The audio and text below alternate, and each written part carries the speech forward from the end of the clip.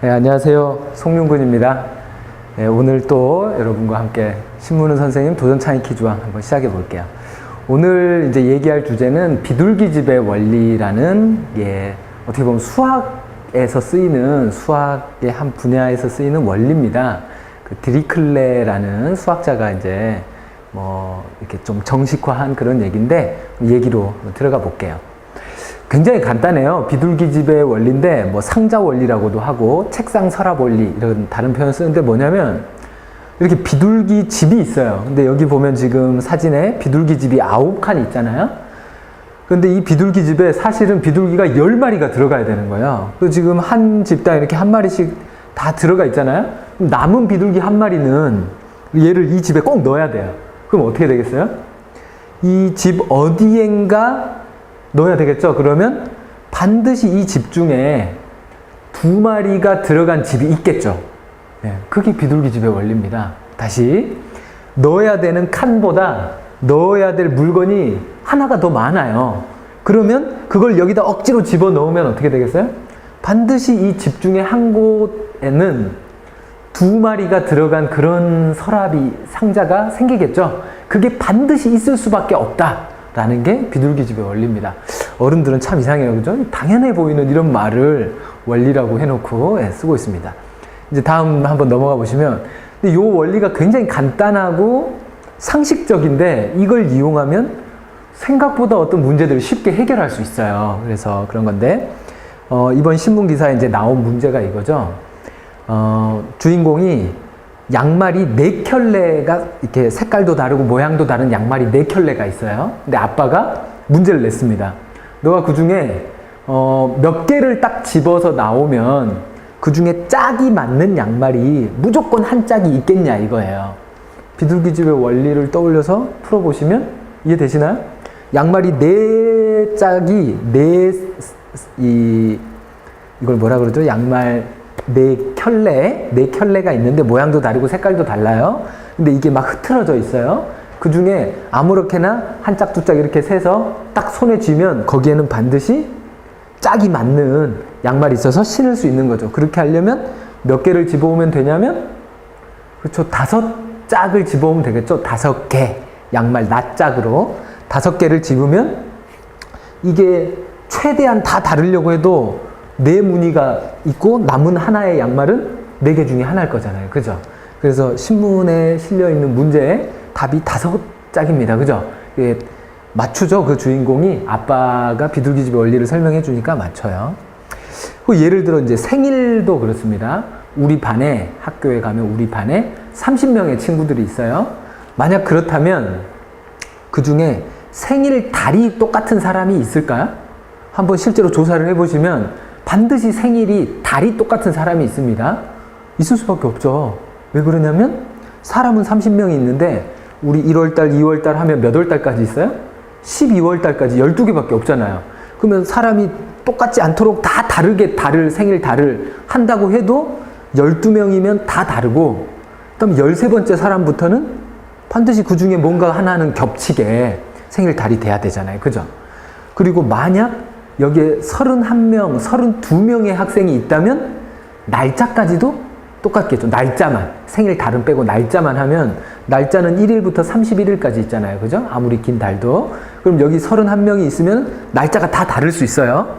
그런데 만약에 한 명이 더 있으면, 그러면 그 사람은 누군가하고는 날짜가 중복이 돼야 되겠죠. 그럼 이제 좀 어려운데, 달하고 날짜까지 똑같은 사람이 있으려면 몇 명의 사람이 모여야 될까요? 여기에 사람이 몇 명이 모여 있으면 그 중에 반드시 생일이 달하고 날짜까지 똑같은 사람이 있어요. 답 찾으셨나요? 네, 몇 명? 그렇죠. 12달하고 31일이니까 더해서 40, 이게 아니에요. 1년이 365일이 있잖아요. 윤달이나 윤년 그런 게 아니라면 365일이 있으니까 366명의 사람이 모이면 생일 달하고 날짜까지 똑같은 그런 사람이 반드시 있겠죠. 이런 게 비둘기 집의 원리입니다. 다음 문제 한번 넘어가 볼까요? 그래서 이제 기사 처음에 나온 이야기 하나에 나의 라임 오렌지 나무라는 이 소설 속에 이제 주인공 제제가 악보 파는 아저씨를 굉장히 좋아해요. 그래서 그 아저씨가 언제 오나 이걸 굉장히 궁금해합니다. 근데 제재는 날짜도 모르고 요일 개념도 없어요. 그냥 해가 뜨면 일어나고 해가 지면 집에 가서 잠들고 그 다음 또 가봐요. 악보 파는 아저씨가 왔나? 오늘은 안 왔네? 그럼 또 하루 종일 놀다가 잠들어요. 그 다음 날 또 나가봐요. 오늘은 악보 파는 아저씨가 왔나? 이렇게 보는 아이인데 악보 파는 아저씨가 어떤 규칙을 갖고 온다는 걸 이 친구가 알 수 있나? 예, 그걸 이제 묻는 건데 학교에 가서 제재가 요일을 배웁니다. 그죠? 그래서 월, 화, 수, 목, 금, 토, 일 이런 이제 요일을 배우고 나니까 이 악보 파는 아저씨가 항상 화요일 날 오는구나 라는 걸 알게 됐다는 거예요. 그래서 제재는 학교에서 배운 것 중에 가장 쓸모 있는 게 뭐냐 그러니까 요일을 배운 게 자기 삶에서는 굉장히 큰 의미가 있었다 이렇게 얘기를 하는 거죠. 근데 이거를 제재한테 어떤 요일이나 숫자 개념 없이 혹은 뭔가 다른 방법으로 설명해 줄 수 있겠냐 하는 거예요. 그게 창의력 퀴즈인데 이제 비둘기집의 원리로도 이게 설명이 가능합니다. 왜냐하면 아저씨가 오는 게 두 번 오는 거죠. 날짜는 쭉 변해갔는데 이제 아저씨가 이번에도 왔고 한참 있다 또 오는 거죠. 이렇게 왔다면 이 요일에다가 요일을 하나의 서랍이라고 생각하고 이렇게 담아보면 그죠? 두 번 똑같은 때 온 거잖아요. 그러면 그게 이제 규칙성이 드러나는 거죠. 이게 주기적이라는 건데 한 번 오고 나서 한참 있다가 또 와요. 그러면 그 두 개가 뭔가 같은 서랍에 들어갔다는 느낌의 그런 이제 비둘기집의 원리로도 설명할 수 있다 이런 얘기입니다. 여러분이 이 비둘기집의 원리 자체는 굉장히 간단해요. 그래서 이거를 생활에 써먹는 게 되게 중요합니다. 이제 생활에 비둘기집의 원리로 해결할 수 있는 문제들을 한번 찾아보세요. 선생님이 예를 하나 들면은 보통 사람들의 이 머리카락 개수가 보통 평균적으로 한 15만 개 정도 된대요. 근데 좀 대머리거나 머리숱이 좀 작은 사람들은 그거보다 더 작을 테고 또 이게 머리가 굉장히 머리숱이 많은 사람도 있잖아요. 그러면 조금 더 많을 거예요.